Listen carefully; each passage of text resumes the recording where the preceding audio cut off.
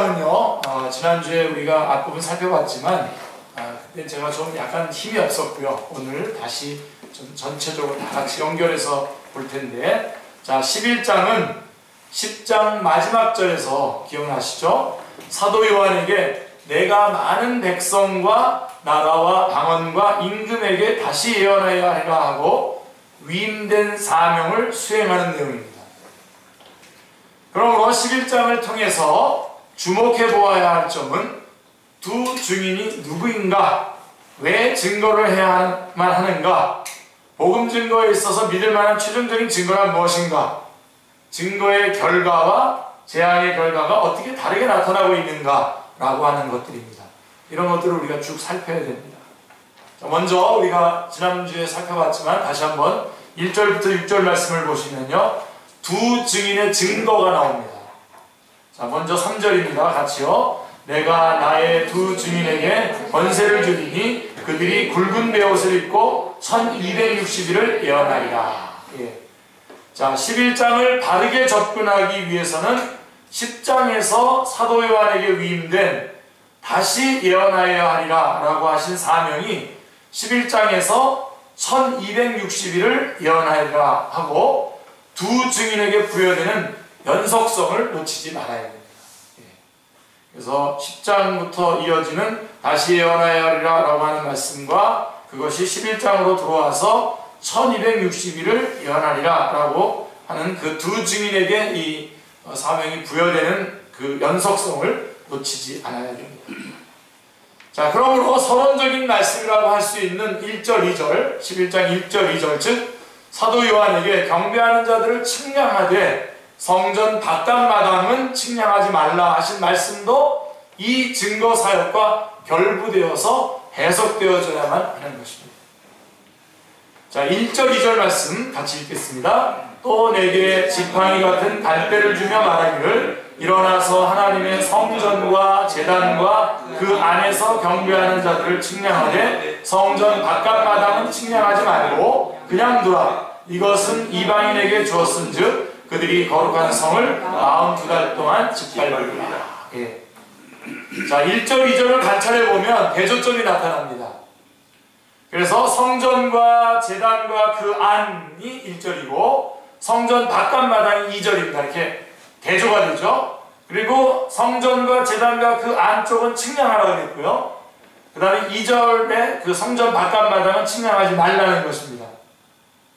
성전과 제단과 그 안은 이방인에게 주지 않았는데 또 성전 바깥마당은 이방인에게 주었습니다. 그리고 성전 안쪽은 짓밟지 못할 것인데 못하리라고 말씀했는데 2절에 나와 있는 성전 바깥마당은 짓밟으리라가 대조되어 있습니다. 자, 여기서 측량하라가 무엇을 뜻하고 있는가는 안과 밖이라고 하는 묘사 속에 그 의미가 포함되어 있다고 하겠습니다. 안에 있는 자를 측량하라 하심은 그 안은 하나님의 주권 하에 있음, 다시 말하면 하나님의 보호권 내에 있음을 나타내고 있는 것입니다. 그러나 밖은 이방인에게 짓밟힐 영역입니다. 그러므로 성전과 제단과 그 안에서 경배하는 자들이란 뭘 말씀하는 것입니까? 교회를 가리키는 말씀인 것입니다. 자, 그렇다면 하나님의 보호를 받는 참 교회란 어떤 교회인가 하는 문제가 대두되게 되겠죠. 자, 참교회 문제가 나왔습니다. 언제든지 우리는 요즘은 너무나 교회도 많고 또 많지만 참교회 찾기가 참 어려운 그런 때이지 않습니까? 그렇기 때문에 더더군다나 이런 우리가 요한계시록의 말씀에서 지금 드러나고 있는 이런 성전 안, 성전과 제단과 그 안에서 경배하는 자들인 이 교회를 얘기할 때에, 그것이 교회라고 했을 때에, 그렇다면 하나님의 보호하심을 받는 참교회란 어떤 교회인가 하고 하는 문제가 대두가 되는 것입니다. 자, 이 점에서 본장의 배경이 되고 있는 이 스가랴 4장에서는 측량하라고 하는 말씀 대신에 뭐가 나오냐면 대신 다림줄이 나옵니다. 기억나시죠? 지난주에 제가 여러분에게 물어봤지 않습니까? 스가랴 4장 10절에 보면 다림줄이라고 하는 말씀이 등장하고 있는 것인데, 다림줄이란 담이나 벽이 수직으로 바르게 쌓여졌는가를 볼 때에 사용하는 기구입니다. 아모스서 7장 7절 8절 말씀입니다. 자, 그렇다면 성전과 제단과 그 안에서 경배하는 자들을 측량하라고 하는 말씀 속에는 단순히 보호구역이라고 하는 의미만 있는 것이 아니라 뭐가 또 있는 겁니까? 그것을 같은 맥락 배경이 되고 있는 스가랴서에서는 이것을 다림줄로 표현한 것으로 보면 진리를 보수하는 바른 교회인가를 검증하라고 하는 의미도 전달해주고 있다는 점입니다. 자, 여기서 빌라델피아 교회에게 하신 말씀이 기억하게 됩니다. 요한계시록 3장 10절에 보면 빌라델피아 교회에 대해서 이렇게 말씀하셨죠. 내가 나의 인내의 말씀을 지켰은즉 내가 또한 너를 지켜 시험의 때를 면하게 하리니 이는 장차 온 세상에 임하여 땅에 거하는 자들을 시험할 때라 말씀하십니다. 두 증인의 예언에 앞서서 측량하라고 하는 말씀을 하시는 의도가 무엇입니까? 이 두 증인이 보냄을 받을 영역이 어디인가를 말씀하기 위해서입니다. 제가 지난주에 이걸 좀 약간 뒤집어서 설명을 좀 했었던 것이 기억이 납니다. 그래서 이 두 증인을 보내는 교회 쪽에 대한 이야기를 좀 했지만 사실은 그 얘기가 아니라 두 증인이 보냄을 받을 영역, 이 어디인가를 말씀하기 위해서 측량하라고 하는 말씀을 하게 된 것입니다. 자, 하나님의 측량 밖에 있어 이방인에게 짓밟히고 있는 곳, 다시 말하면 이 세상 임금이 지배하고 있는 적진이라고 하는 것입니다. 이 두 증인이 가야 될 곳은 적진입니다. 이 두 증인을 보내는 것은 교회인데 이 두 증인이 가야 될 곳은 적진입니다. 이 세상 임금이 지배하고 있는 적진입니다. 어떻게 여러분 전이가 좀 불사라지십니까? 주님은 누가복음 21장 24절에서 예루살렘은 이방인의 때가 차기까지 이방인들에게 밟히리라 라고 하셨습니다. 그렇다면 이방인의 때는 언제 시작해서 언제 마치게 됩니까? 예루살렘이 바벨론에 의하여 정복당했을 때에 이방인의 때에 그 때를 이방인의 때의 시작으로 볼 수 있습니다.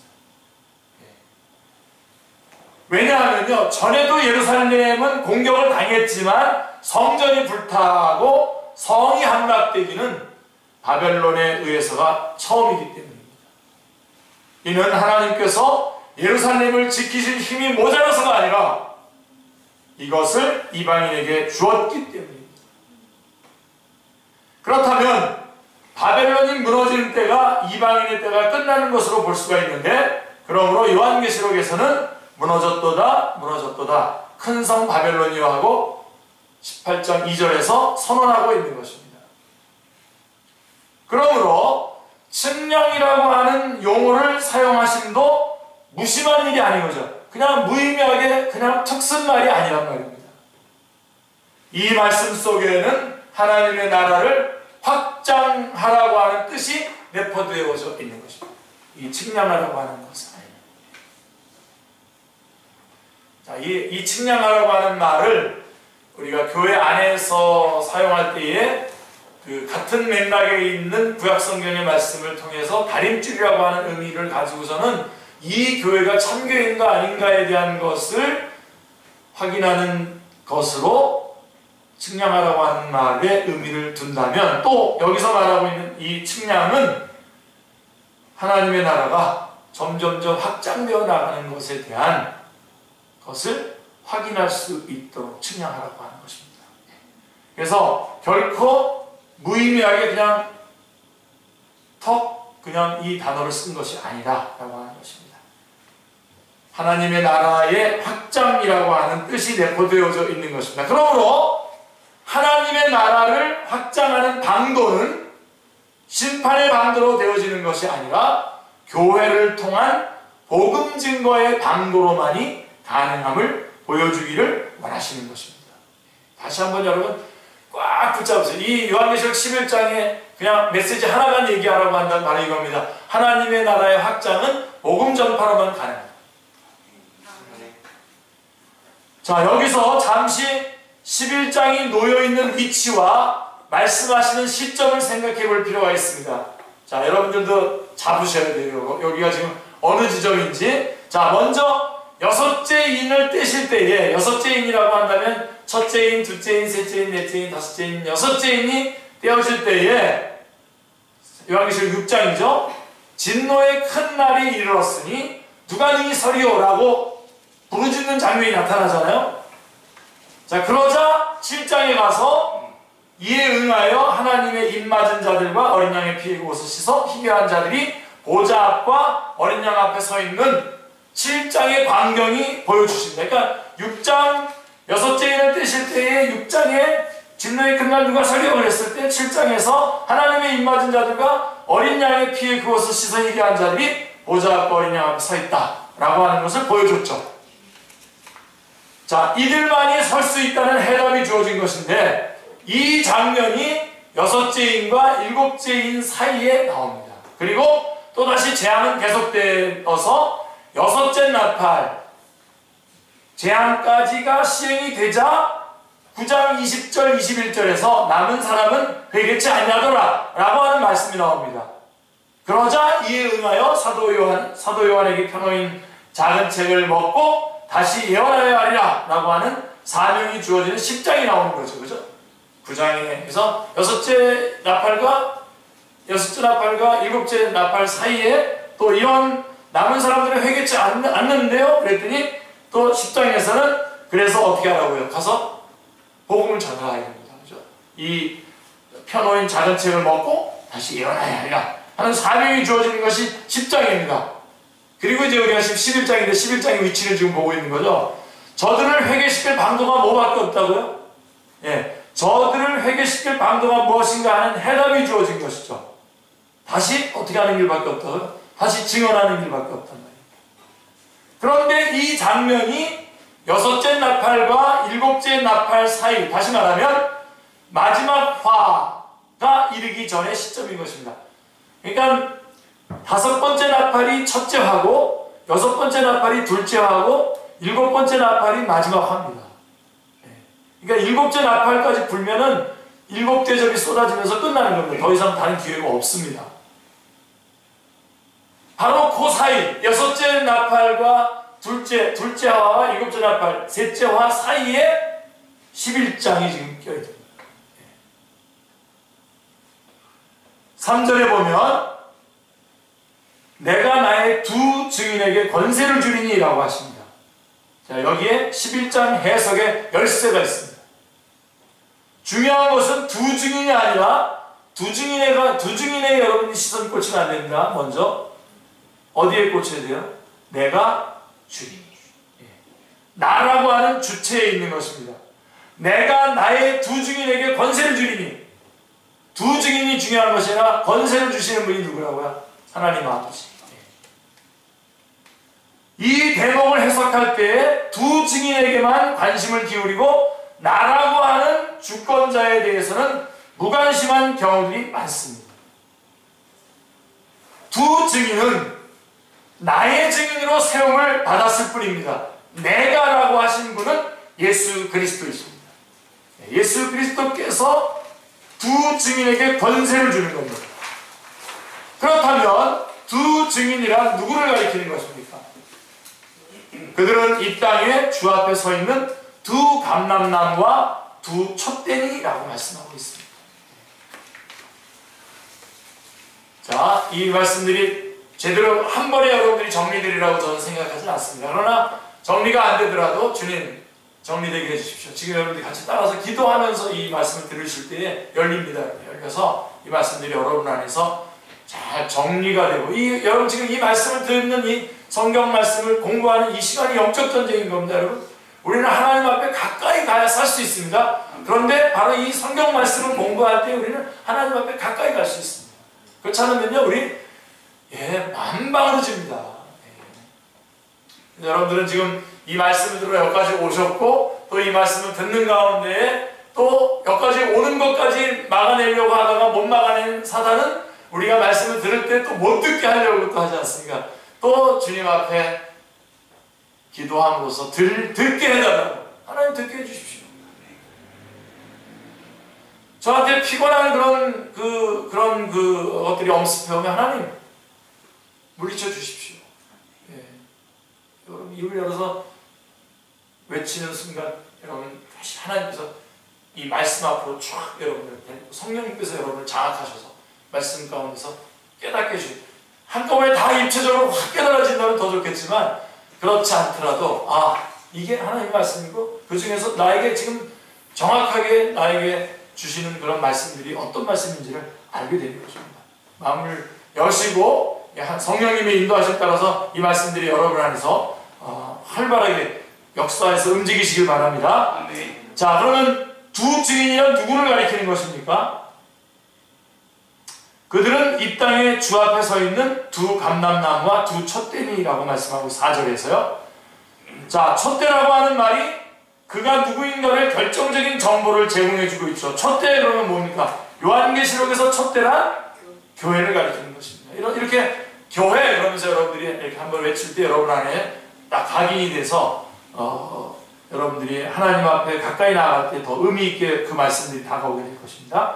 자, 일곱이라고 하지 않고 두 촛대라고 하는 것은 두 증인과의 일관성 때문인데 이는 한 증인만을 정할 것이 아니요 두 증인의 입으로나 또는 세 증인의 입으로 그 사건을 확정할 것이며 라고 하신 증인됨을 강조하기 위해서입니다. 그렇죠? 이들을 두 감람나무라고 하는 것은 스가랴서 4장의 반영입니다. 14절을 보십시오. 같이요. 이르되 이는 기름 부음 받은 자 둘이니 온 세상에 주 앞에 서 있는 자들아 하더라. 예. 스가랴 당시에 주 앞에 모셔섰던 자라 두 명을 말하는데 총독 스룹바벨과 그때는 왕이 끝났고 이제 총독이 왕 노릇을 하는 거죠. 스룹바벨은 어느 지파일까요? 때려잡으셔도 아실 텐데 총독이 왕이라고 그랬잖아요. 이 스룹바벨은 유다 지파입니다. 그리고 대제사장 여호수아를 가리키는 말씀인데, 그러니까 이 스가랴 당시 주 앞에 모셔섰던 자 둘은 바로 총독 스룹바벨과 제사장 여호수아를 가리키는 말씀인데, 자, 이들은 대표자일 뿐이죠. 예, 이들은 대표자일 뿐, 두 감람나무는 결국은 뭘 말하는 거야? 이스라엘 전체를 나타내는 말씀이었던 것입니다. 자, 이 말씀이 요한계시록에서는 어떻게 표현되냐면 왕같은 제사장들이 주 앞에 모셔섰는 자들로 적용이 되는 것입니다. 예. 왕같은 제사장들. 예. 그것으로 그 말씀이 주 앞에 모셔섰는 자들과 같은 의미가 되는 것이죠. 그러니까 사명적으로는 촛대요, 교회요. 능력으로는 감람나무, 기름 발리는 자라고 하는 의미가 되는 것입니다. 증인사역이란 스가랴 4장 6절의 말씀처럼 같이요. 이는 힘으로 되지 아니하며 능력으로 되지 아니하고 오직 나의 영으로 됩니다. 자, 이렇게 말씀하신 성령님으로만 가능하기 때문입니다. 이것도 꼭 붙잡으십시오. 오늘 11장의 전체 결론이 뭐라고요? 결국은 이 마지막에 주님께서는 다시 한번 말씀을 우리 가운데 주시는 증인을 그들을 주님 앞으로 회개치 않은 자들을 주님 앞으로 이끄시길 원하시는데 어떤 방법밖에 없냐면 증언하는 방법, 말씀 증언밖에는 없습니다.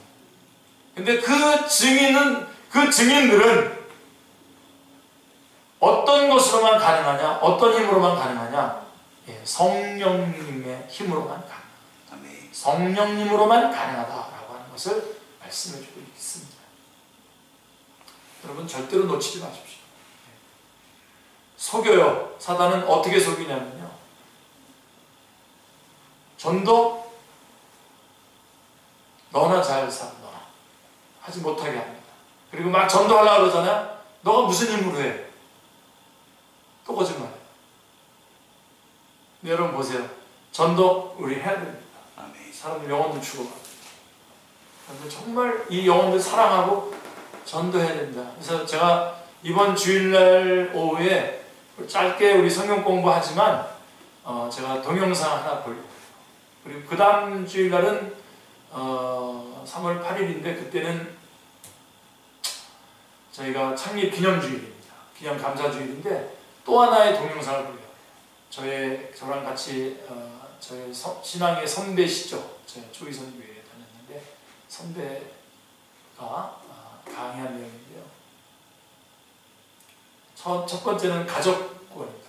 가족 구원에 대한 이야기이고요. 두 번째는 우리 공동체가, 교회 공동체가 어떤 공동체가 되어야 되는가를 너무나 명확하게 말씀해 주고 있어요. 제가 그것을 따로 할까 그러다가 아니다. 우리 이것을 그냥 직접 그분이 자기 삶의 간증이 있는 분이거든요. 아주 귀한 분이십니다. 한번 기대를 하십시오. 제가 우리 혜리자매한테 그것을 볼 수 있도록 좀 잡아달라고 부탁을 드려놨습니다. 꼭 해주셔야 돼요. 자, 그래서 다시 좀 정리를 한다면 증인사역. 증인사역은 우리가 그리스도인으로서 주님의 초림부터 재림 그 중간에 존재하고 있는 우리들이 생명을 다해서 감당해야 됩니다. 그런데 자, 어떻게 우리가 합니까? 우리 힘으로. 그렇죠? 누가 해주신다고요? 누구의 힘으로 해야 된다고요? 내주하시는 우리 안에 성령님의 역사하심을 감당해야 하는 것입니다. 그러니까 여러분들이 성령님을 체험하시기를 원하시면 여러분이 증인의 사명을 감당하면 성령님을 체험할 수가 있습니다. 성령님이 여러분 안에서 일하시는 것을 여러분들이 직접 체험할 수가 있습니다. 제가 지금 그러고 있습니다. 불이 납니다. 불이 나죠. 속에서. 자, 성령님으로만 가능하기 때문이고, 그 다음에 3절을 보면 그들이 붉은 베옷을 입고 1260일을 예언하리라 라고 하십니다. 예언하리라 라고 하는 말은 10장 마지막 절에서 사도 요한에게 다시 예언하여야 하리라 하신 말씀과 병행하고 있는데 예수 그리스도를 증거하는 복음 전파를 의미하는 것입니다. 아멘? 예. 그들이 붉은 베옷을 입었다라고 하는 것은 예언의 내용을 암시해주고 있는데 회개를 촉구함을 나타내는 것입니다. 굵은 베옷을 입었다라고 하는 것이 바로 그 예언의 내용이 뭔가를 암시해주고 있지 않습니까? 바로 그것은 회개를 촉구하고 있는 내용인 것입니다. 자, 1260일이란 42달, 한 때와 두 때와 반 때와 같은 기간으로서 요한계시록에서 일관되게 사용되고 있는 묵시적인 숫자입니다. 자, 그 용례를 여기 다 가져왔습니다. 한번 보세요.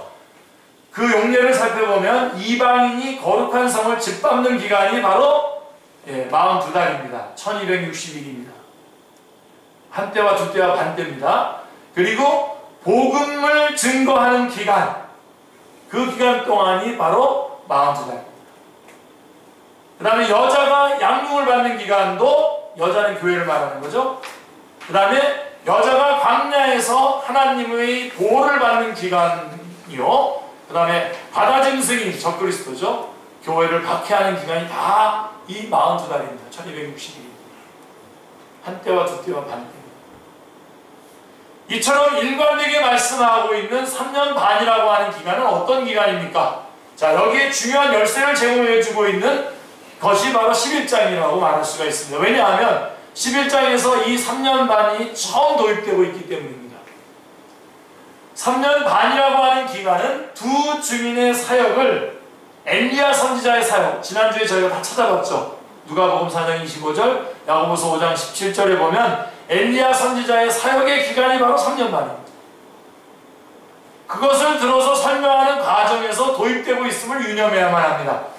본문은 엘리야 선지자가 3년 반 동안 비 오지 못하게 한 기간만이 아니라 입에서 불이 나와서 그들의 원수를 삼켜버릴 것이요 하늘을 닫아 그 예언하는 날 동안 비가 오지 못하게 하고 오라고 하는 권세도 그대로 반영하고 있음을 볼 수가 있습니다. 그러니까 3년 반만 가지고 온 것이 아니라 사실은 3년 반뿐만 아니라 거기서 나타나고 있는 그 권세도 반영하고 있다는 것입니다. 그러므로 3년 반만을 따로 떼어서 문자적으로 해석하는 것은 옳은 일이 아닙니다. 아멘입니다. 예. 그러면 요한계시록이 엘리야 선지자의 사역을 들어서 두 증인의 사역을 설명하고 있는 의도가 뭡니까? 자, 이거 보지 마시고 한번 그 의도가 뭡니까? 바로 이 두 증인이 증언해야 될 그 당시의 상황이 엘리야가 처했던 가장 심각한 상황에 처해 있었던 엘리야가 처해서 그 하나님의 말씀을 선포해야 했던 그때와 같은 그런 시대라고 하는 것을 말씀해주고 있는 거죠.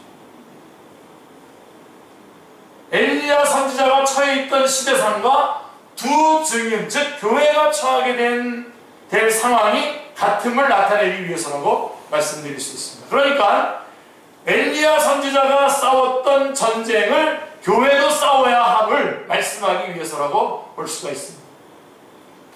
엘리야는 이스라엘 역사상 최악의 암흑기에 증거의 사역을 감당했던 선지자입니다. 그는 좌절하여 죽기를 구하기도 했고 호렙산 불로 도피하기도 했습니다. 바알에게 무릎 꿇지 아니한 사람이 7천밖에는 남지 않을 정도로 불법이 성하였던 시대입니다. 이는 엘리야 때만 그런 것이 아니라 두 증인이 증언하는 기간, 즉 이제도 그렇고 장차 마지막 때가 가까워올수록 3년 반의 기간과 같은 것임을 교회들에게 경각심을 갖도록 일깨워주기 위해서라고 받아야 할 것입니다. 그러므로 이방인이 거룩한 성을 짓밟는 기간, 복음을 증거하는 기간, 여자가 교회가 양육받는 기간, 여자가 광야에서 하나님의 보호를 받는 기간, 바다 짐승이 교회를 박해하는 기간인 1260일이란, 자 여러분들이 정리해보세요. 1260일은 어떤 겁니까? 예, 종말의 어느 한 기간이 아니라, 예, 저희가 이 요한계시록을 공부하면서 가장 완벽하게 따돌린 게 뭡니까? 종말이란 어떤 한 시대, 예? 종말의 어떤 한 기간이 아니라고 하는 것을 완전히 따돌렸죠. 아멘입니까? 완전히 따돌리셔야 됩니다. 그러니까 이 1260일이란 종말의 어느 한 기간을 말하는 것이 아니라 주님의 초림으로부터 재림까지의 기간을 가리키는 것이죠. 지금입니다. 지금. 주님의 초림부터 재림까지의 기간, 바로 지금 우리가 지금 처해 있는 이 기간인 것입니다. 그러므로 두 증인에게 주어진 권세를 보면 엘리야와 모세를 예표로 사용하고 있음을 보게 되는데, 왜 이렇게 하고 있습니까? 왜 엘리야와 모세를 예표로 사용하고 있습니까? 이것은 거룩한 성을 짓밟으리라 라고 하는 말씀과 결부되어 있습니다. 모세는 하나님의 선민을 짓밟고 있는 바로와 대항해서 싸웠죠. 엘리야는 하나님의 백성을 짓밟고 있는 아합, 이세벨과 대항하여 싸웠기 때문입니다. 자, 우리가 이 점에서 명심해야 할 점은 모세는 예수 그리스도의 대리자로, 바로는 사탄의 대리자로 대결하고 있다는 점입니다. 이제 거룩한 성을 짓밟고 있는 짐승과 대항하여 싸워야 할 두 증인에게 모세와 엘리야에게 주셨던 그런 권세를 주어서 싸우게 하겠다는 것입니다. 다 풀렸죠. 이해가 다 됐죠. 할렐루야. 자, 이것이 두 증인의 사명, 곧 교회의 사명입니다. 자, 그러면 이제 7절부터 13절은 이제 두 증인의 믿을 만한 증거에 대해서 말씀을 나누도록 하겠습니다. 7절을 보십시오. 7절. 우리 이금 집사님, 제 물 좀 제가 안 가지고 올라왔는데.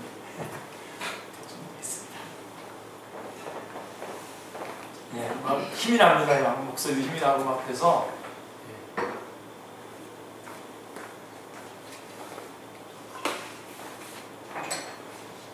자, 7절 같이 읽겠습니다. 그들이 그 증언을 마칠 때에 무적갱으로부터 올라오는 짐승이 그들과 더불어 전쟁을 일으켜 그들을 이기고 그들을 죽일 터인즉, 이렇게 되어 있습니다. 자, 무적갱으로부터 올라오는 짐승이 등장합니다. 예. 이런 것들 잘 정리해 두셔야 돼요.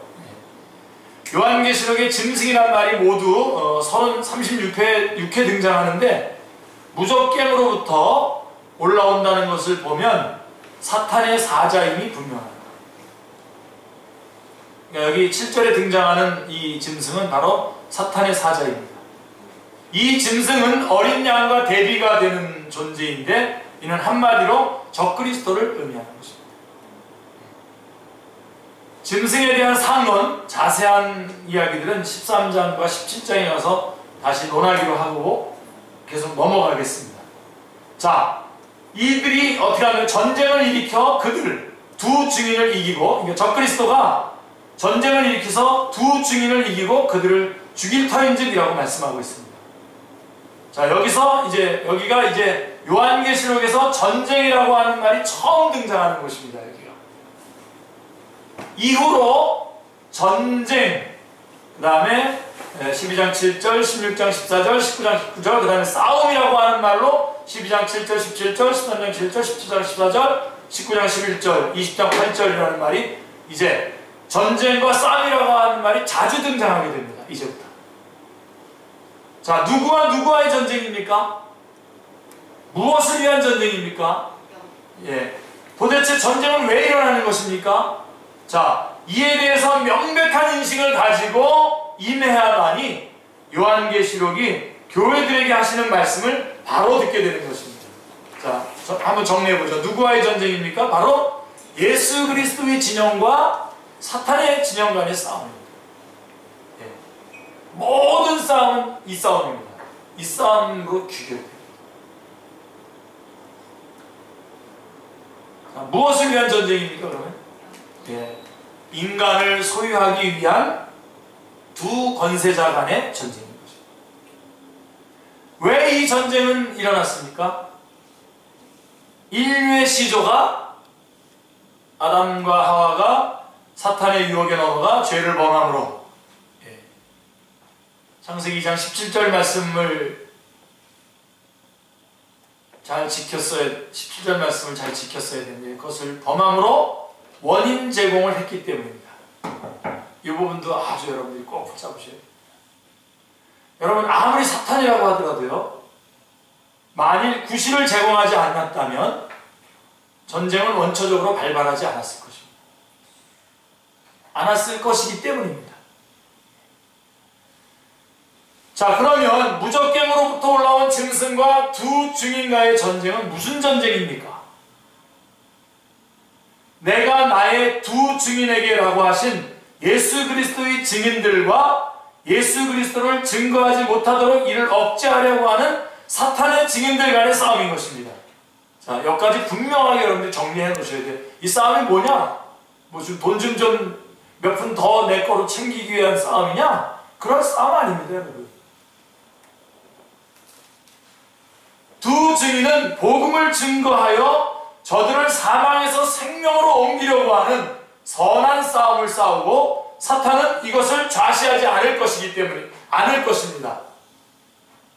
주님도 짐승과의 싸움을 하셨습니다. 메시아의 예언으로 유명한 시편 22편에 보면 많은 황소가 나를 에워싸며 바산의 힘센 소들이 나를 둘러쌌으며 내게 그 입을 벌림이 찢으며 부르짖는 사자 같으니라 니이다 라고 하는 묘사가 나옵니다. 시편 22편 11절 13절. 주님께서도 짐승에 의하여 죽임을 당한 셈입니다.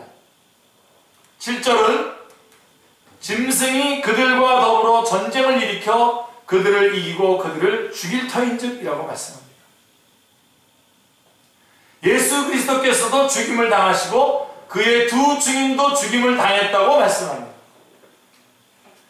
자, 여기서 이제 율법과 복음의 차이점이 나타나는데요. 차이가 드러나는데요. 자, 보세요. 율법에 있었던 모세는 여러 가지 재앙으로 땅을 쳐서 바로에게 승리했죠. 예, 모세가 10가지 재앙을 일으키지 않습니까? 율법하에 있던 모세는 여러 가지 재앙으로 땅을 쳐서 바로에게 승리를 하고, 엘리야는 불이 나와서 불이 하늘로부터 떨어져서 원수를 삼켜버리면서 그런 승리를 거뒀고, 죽임을 당하지 않고 승천했습니다. 모세와 엘리야 대단한 사람들입니다. 하나님의 쓰임받은 사람들입니다. 자, 근데 중요한 건, 자, 그런데 모세와 엘리야와 같은 권세를 가졌음에도 불구하고, 자, 이 복음의 증인들은 죽임을 당해요. 짐승에게. 지금 이걸 대조하셔야 돼요. 지금 율법 하에 있었던 모세 승리했죠. 엘리야 승리했습니다. 그런데 그 모세와 엘리야에게 가졌던 그런 권세를 가지고 있는 복음의 증인, 증언자들인 이 두 증인은 이 짐승에게 어떻게 됩니까? 죽습니다. 그게 복음입니다. 복음의 증인들은 짐승에게 죽임을 당하는 것입니다. 왜 그렇게 하셨습니까? 여기에 복음의 비밀이 있기 때문입니다.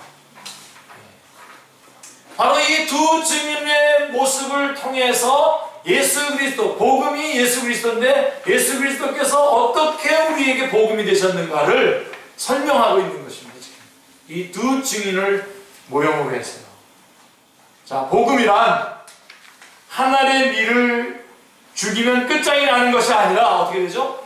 많은 열매를 맺느니라. 할렐루야. 예. 복음은 그런 것입니다.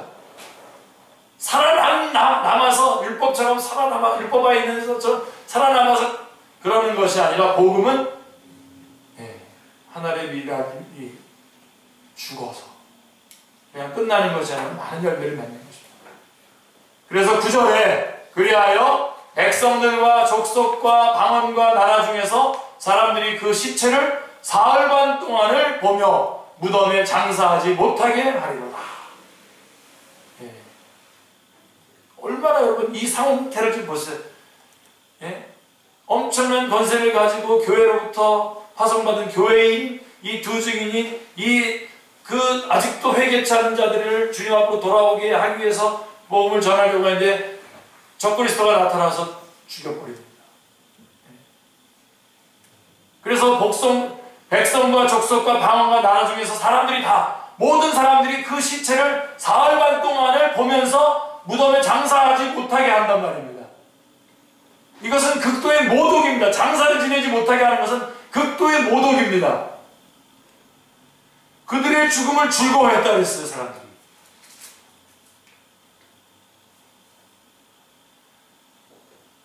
그리고 기뻐하면서 서로 예물을 보냈다 그랬어요. 지금 우리가 복음을 전하려고 하는 이 세상이 바로 이런 것입니다. 자, 이 점에서 하나 짚고 넘어가야 할 점이 있습니다. 두 증인의 시체를 장사하지 못하게 하는 자들이 누구라고 말씀하고 있습니까? 9절에 보면 백성들과 족속과 방언과 나라 중에서라고 말씀합니다. 이것은 10장 11절에서 사도 요한에게 내가 많은 백성과 나라와 방언과 임금에게 다시 예언하여야 하리라 하신 말씀과 부합합니다. 그렇다면 두 증인이 문자적으로 두 사람이 아니라는 것을 여러분 알겠죠? 두 사람인데 어떻게 온천한 족속 백성 마음이 어떻게 다 봅니까? 두 사람인데. 두 사람, 하나 둘 할때 그 두 사람이라면. 그런 뜻이 아니죠? 그죠? 두 사람이 백성들과 족속과 방언과 나라에 복음을 전하는 것도 불가능한 일이지만 두 사람의 시체를 백성들과 족속과 방언과 나라 중에서 사람들이 모독한다는 것은 어불성설이기 때문입니다. 그러나 여기가 끝이 아니라고 하는 점입니다. 자, 죽었어요. 그래서 이렇게 사람들이 서로 예물도 보내고 그러면서 이제 더 이상 이제 복음이든 이런 시끄러운 얘기도 안 듣겠구나. 근데 그게 끝이 아니라 어떻게 되죠? 11절에 3일 반 후에 하나님께서로부터 생기가 그들 속에 들어가네. 생기가 그들 속에 들어가네. 그들이 발로 일어서니 구경하는 자들이 크게 두려워하더라. 반전이 되는 것입니다. 반전. 할렐루야. 바로 이게 우리의 그 모습이고 이게 바로 예수 그리스도의 모습입니다. 우리가 여기에서 상기해야 할 점이 있는데 두 증인들을 살리는 능력이 바로 다른 아닌 예수 그리스도를 죽은 자 가운데서 살리신 능력과 동일한 능력이라고 하는 점입니다. 예수님의 부활의 그 능력이 바로 이 두 증인이 다시 살아나는 능력과 같은 능력이라고 하는 것을 말씀드립니다. 할렐루야.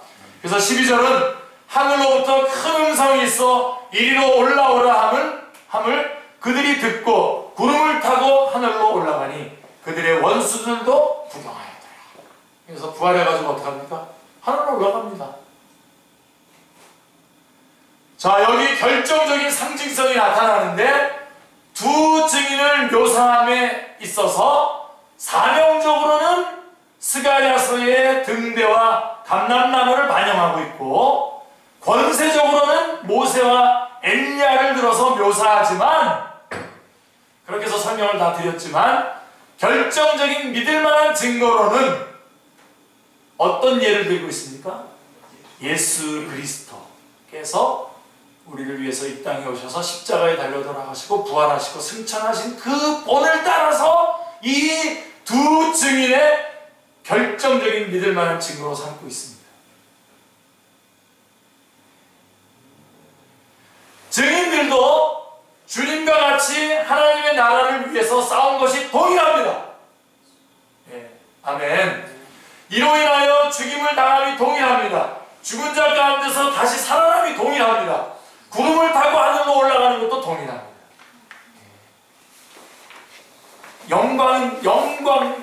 영광이라 하는 그 찬송이 막 정말 제 안에서 막 들려오기 시작해요.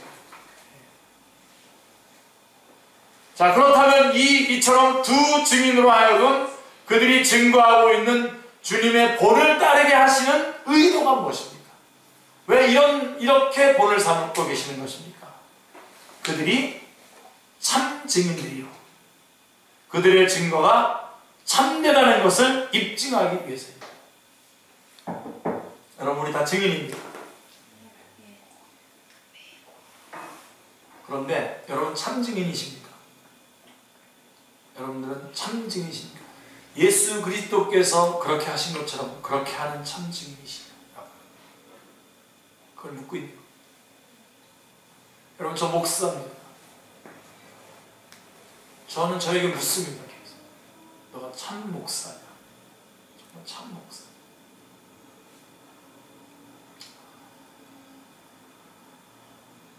분명히 저에게 어떤 그런 부족한 것들이 저를 통해서 드러나는 것들을 보면 제가 바로 참되게 목회를 하지 않았던 것이 아니냐라고 하는 것을 제가 뼈아프게 체킹을 하고 있는 중입니다. 저는 제 얘기를 하려고 하는 것이 아니라 여러분을 점검해 보시기 바랍니다. 예수님을 진짜로 믿으십니까? 예수님을 진짜로 믿으십니까? 질문이 나오네요. 해야 되겠네. 여러분, 예수님을 진짜로 믿으십니까? 그리고 여러분, 주님께서는 우리를 증인으로 임명하셨어요. 근데 우리는 정말 참 증인입니까? 참 증인입니까? 여러분, 우리가 참 증인이면요, 이렇게 교회 올 때 우리 교회가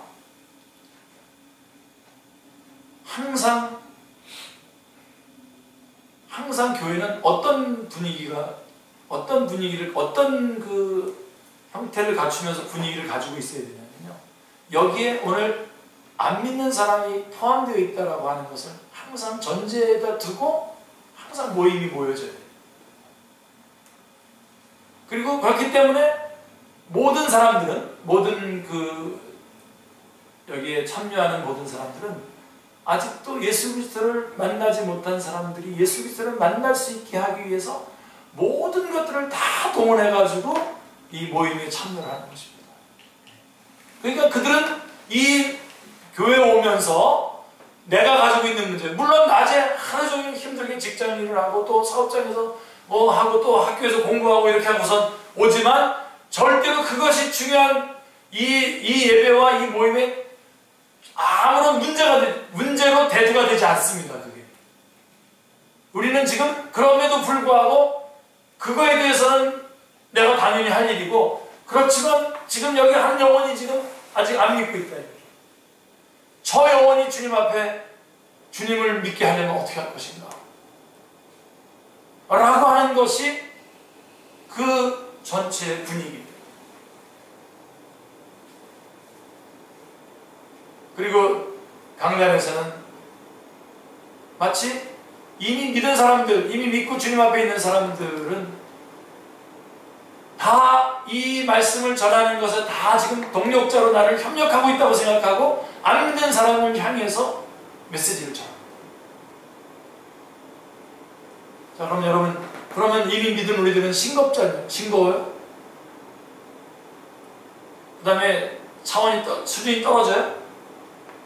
아닙니다.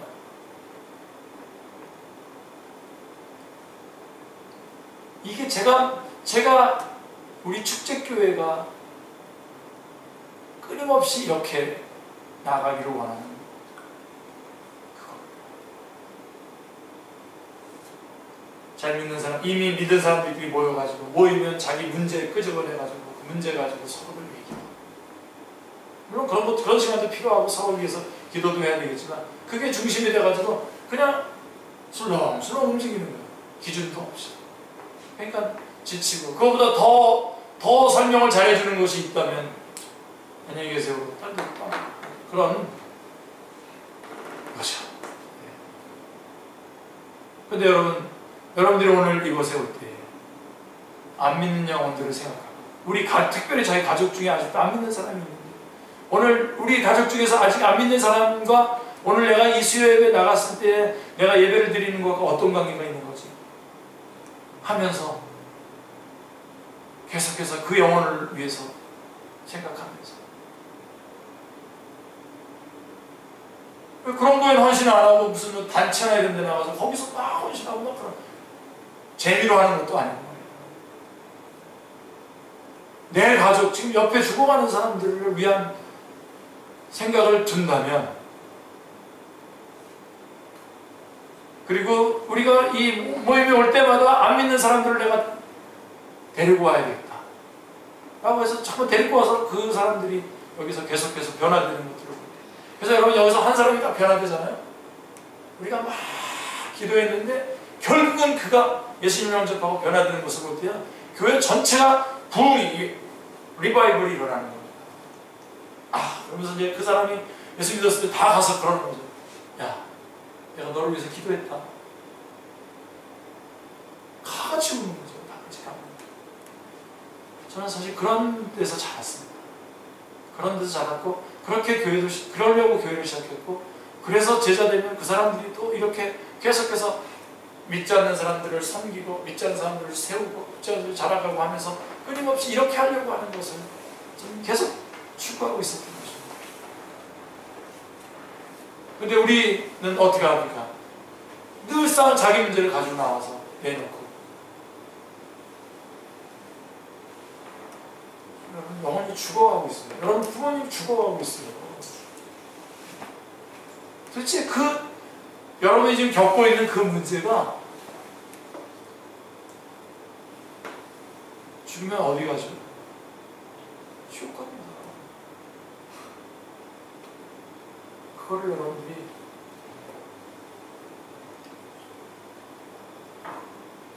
여기 어떤 분이 누구라고 하더라도 그걸 하세요. 그렇게 시작하세요.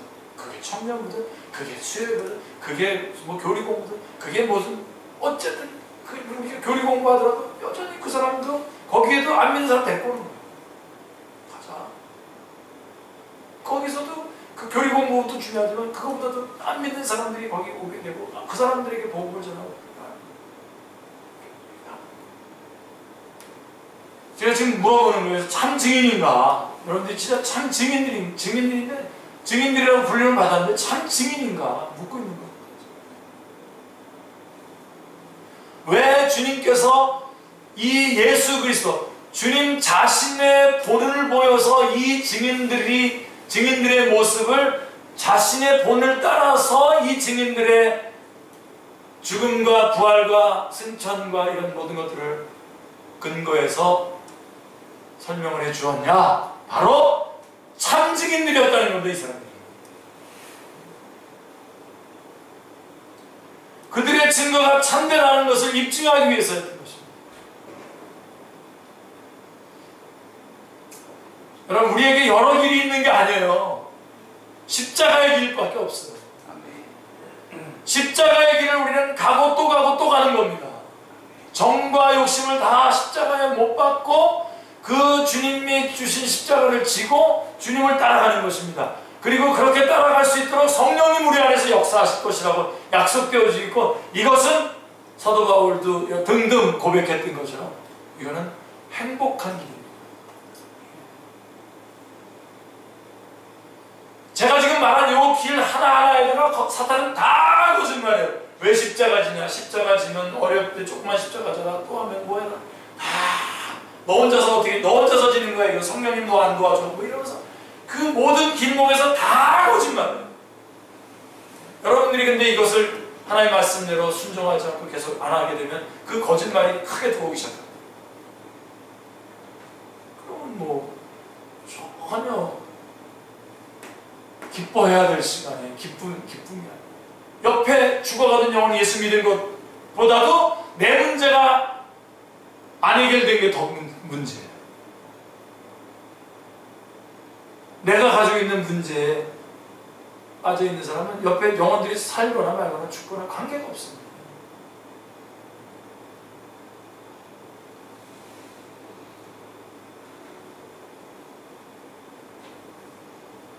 어떻게 새벽에 잠을 잡니까?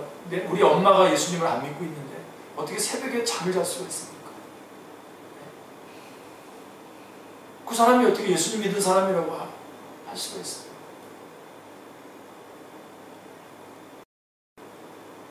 저는 집에 가서도 못 잤어요, 저거.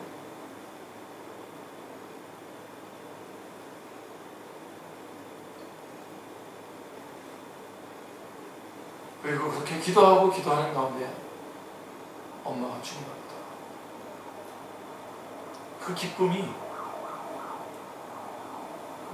말할 수 없는 거죠.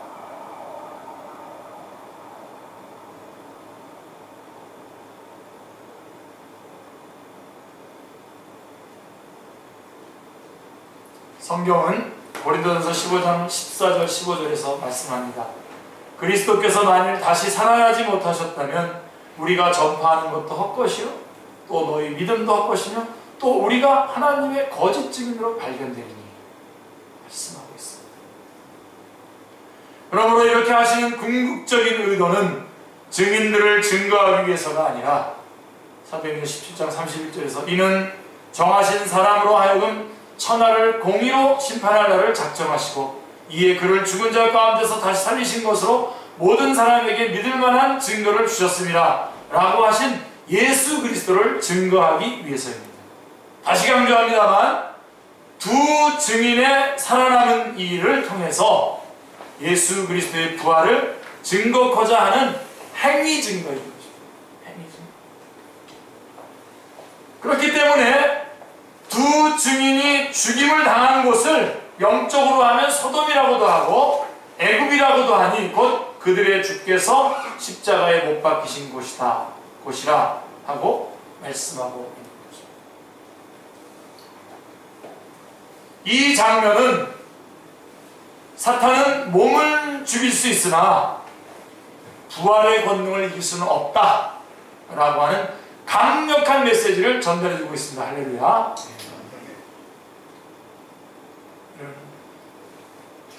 우리는 부활합니다. 또한 누가복음 9장 24절의 말씀처럼 누구든지 제 목숨을 구원코자 하면 잃을 것이요 누구든지 나를 위하여 제 목숨을 잃으면 구원하리라. 그래서 강력한 도전을 받게 되는 것이죠. 이 말씀을 통해서.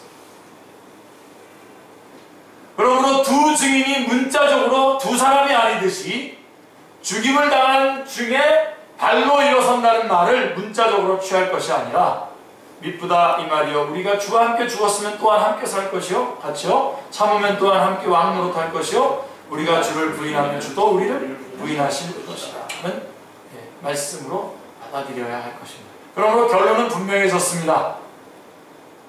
두 증인들은 진자 같으나 어떤 자입니까? 이긴 자입니다. 승리자입니다. 아멘. 그러므로 남은 자들이 두려워하여 영광을 하늘에 하나님께 돌리더라. 라고 하는 결과를 산출해낸 것입니다. 결국은 영광되게 되죠. 결국 하나님께 영광이 돌아가는 겁니다. 이것을 9장 20절과 대조해 보시면 여섯째 나팔 재앙까지의 결과는 이 재앙에 죽지 않고 남은 사람들은 회개하지 아니하더라 이렇게 되어 있는데, 이러한 회개하지 않는다라고 하는 결과만을 나왔는데 두 증인의 순교를 통해서는, 재앙을 통해서는 회개하지 아니하였다라고 하는 결과를 나왔는데 두 증인의 순교를 통해서는 남은 자들이 두려워하여 영광을 하늘의 하나님께 돌리더라라고 하는 열매를 맺게 된 것입니다. 그러니까 우리가 어떻게 사역해야 되고 어떻게 해야 될 것인지 나와 있죠. 13절에 같이요. 큰 지진이 나서 성 10분의 1이 무너지고 죽은 사람이 7천이다. 예, 이 말씀은 4분의 1과 3분의 1이 죽임을 당한다는 것을 비한다면 대수롭지 않게 보일 수도 있습니다. 그러므로 여기서도 우리는 상징성이 있다고 하겠습니다. 구약시대의 선지자들의 증거 결과로는 성 10분의 1이 남았고, 이사야서 6장 13절 바알에게 무릎을 꿇지 아니하는 자가 7,000명이 남았다고 말씀하고 있는 반면에, 신약시대의 두 증인의 순교의 결과로는 정반대로 성 10분의 1만이 무너지고 7,000명만 죽임을 당했다는 것입니다. 본문이 이를 염두에 두고 기록한 것이 맞는다면 이것은 복음 증거의 엄청난 위력을 보여주는 장면이 되는 것입니다. 이렇게 말씀함은 구원의 방도는 하나님께서 전도에 미련한 것으로 믿는 자들을 구원하시기를 기뻐하심 외에 다른 방도는 없다는 점을 나타내기 위해서인 것입니다. 14절부터 19절 말씀. 여기 오늘 이거 남겨두면 다음 주에 이것 때문에 여기 또 해야 되는데 어떻게 할까요? 아주 제가 스피디하게 마무리할게요. 자, 14절 15절을 보시면 둘째 화는 지나갔으나 보라 셋째 화가 속히 이르는도다. 일곱째 천사가 나팔을 불매 하늘에 큰 음성들이 나서 이르되 세상 나라가 우리 주와 그의 그리스도의 나라가 되어 그가 세세토록 왕노릇 하시리로다 하니. 자, 이제 아까 말씀드렸던 거 다시 기억하셔야 돼요. 이 나팔이 다섯 번째, 여섯 번째, 일곱 번째 이 나팔이 재앙이 첫 번째 화, 두 번째 화, 세 번째 화 이렇게 되는 거예요. 자, 그래서 둘째 화는 지나갔으나 보라 셋째 화가 속히 이른도다 라고 14절에 말씀하고 있는데, 여기 중요한 요점이 또 나타나고 있습니다. 첫째 화는 다섯째 나팔 재앙이라고 말했죠. 다섯째 나팔 재앙을 가리키고 둘째 화는 여섯째 나팔 재앙을 가리킵니다. 그렇다면 남아있는 셋째 화는 일곱째 나팔 재앙, 즉 일곱 대접 재앙을 가리키는 것이 되는데, 이를 가리켜서 마지막 재앙이라고 말씀하는 것입니다. 그런데 요한과 두 증인, 교회에게 예언하리라 라고 하신 복음 증거의 사명이 어디에 끼어 있습니까? 둘째 화와 셋째 화 사이에 주어지고 있다는 점입니다. 그래서 중요하단 말입니다. 이것을 인식한다는 것이 얼마나 중요한 각성인지 모릅니다. 이 시점에서 교회가 복음을 증거해 주지 않는다면, 이 둘째 화와 셋째 화 사이에 교회가 복음을 증거해 주지 않는다면 저들은 마지막 화를 당할 수밖에 없다는 것이 얼마나 중요한 요점이 되겠습니까? 그런데 일곱째 천사가 나팔을 불매하고 등장한 것은 놀랍게도 일곱 대접 재앙을 가진 천사들이 아니라 하늘에 갇혀 하늘에 큰 음성들이 나서 이르되 세상 나라가 우리 주와 그의 그리스도의 나라가 되어 그가 세세토록 왕노릇 하시리로다 하는 찬양이 나옵니다. 이것이 셋째 화란 말입니까? 아닙니다. 셋째 화는 16장 1절부터 시작됩니다. 너희는 가서 하나님의 진노의 일곱 대접을 땅에 쏟으라 하고 나타나게 되는 것입니다. 그 사이에 11장 15절부터 15장 8절까지가 꼭 기억해 두세요, 여러분. 11장 15절부터 15장 8절까지가 그 사이에 들어있는 거죠.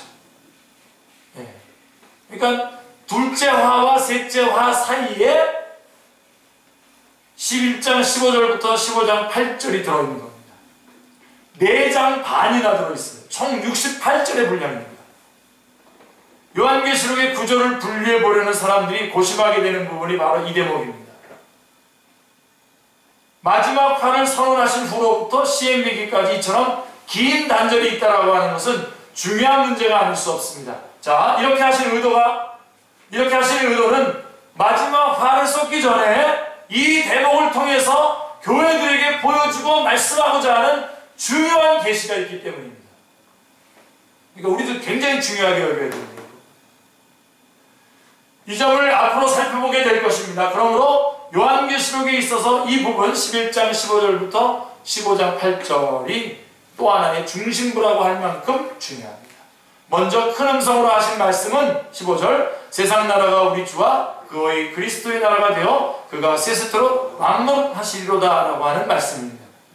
왜냐하면 셋째 화, 7대접 심판화가 마지막이 될 것이기 때문에 그렇습니다. 마지막. 또 다른 기회가 없기 때문에 그렇습니다. 이거를 주기도문을 통해서 표현한다면 같이요. 나라가 임하시오며 뜻이 하늘에서 이루어진 것 같이 땅에서도 이루어지리라가 될 것입니다.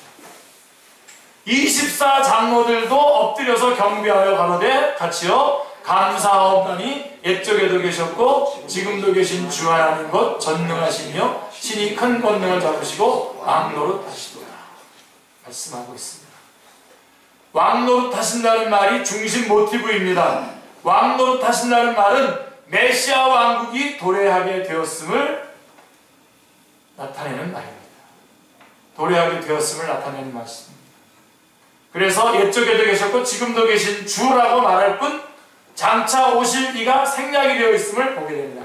이는 이미 오셨기 때문입니다. 아멘. 자, 하나님의 나라가 임하게 되면 하나님께 대하여 분노하던 대적자들은 심판하시고 종 선지자들과 성도들과 또 작은 자든지 큰 자든지 주의 이름을 경외하는 자들은 상을 주십니다. 18절 19절 같이요. 이에 하늘에 있는 하나님의 성전이 열리니 성전 안에 하나님의 언약궤가 보이며 또 번개와 음성들과 우레와 지진과 큰 우박이 있더라 말씀하고 있습니다.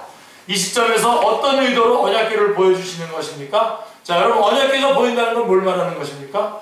휘장이 열려졌음을 의미하는 것입니다. 어떻게 열렸죠? 이 휘장이요? 예수 그리스도로 말미암아 열려졌죠. 또한 하나님의 심판과 보상이 언약하신 대로, 즉 성경에 기록된 대로 이루어질 것을 나타내주고 있습니다.